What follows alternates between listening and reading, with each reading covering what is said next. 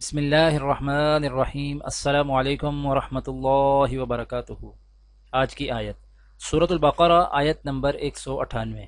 اعوذ باللہ من الشیطان الرجیم۔ لیس علیکم جناح ان تبتغوا فضلا من ربکم فَإِذَا أَفَضْتُم مِّنْ عَرَفَاتٍ فاذكروا الله عند المشعر الحرام واذكروه كما هداكم وإن كنتم من قبله لمن الضالين۔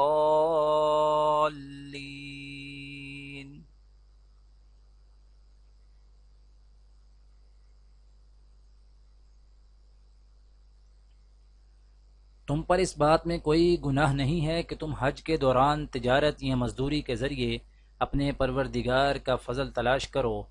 پھر جب تم عرفات سے روانہ ہو تو مشعر حرام کے پاس جو مزدلفہ میں واقع ہے اللہ کا ذکر کرو، اور اس کا ذکر اسی طرح کرو جس طرح اس نے تمہیں ہدایت کی ہے، جبکہ اس سے پہلے تم بالکل ناواقف تھے۔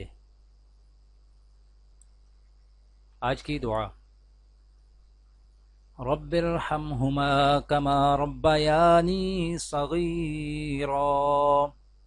پروردگار ان یعنی کہ میرے والدین پر رحم فرما جس طرح انہوں نے رحمت و شفقت کے ساتھ مجھے بچپن میں پالا تھا۔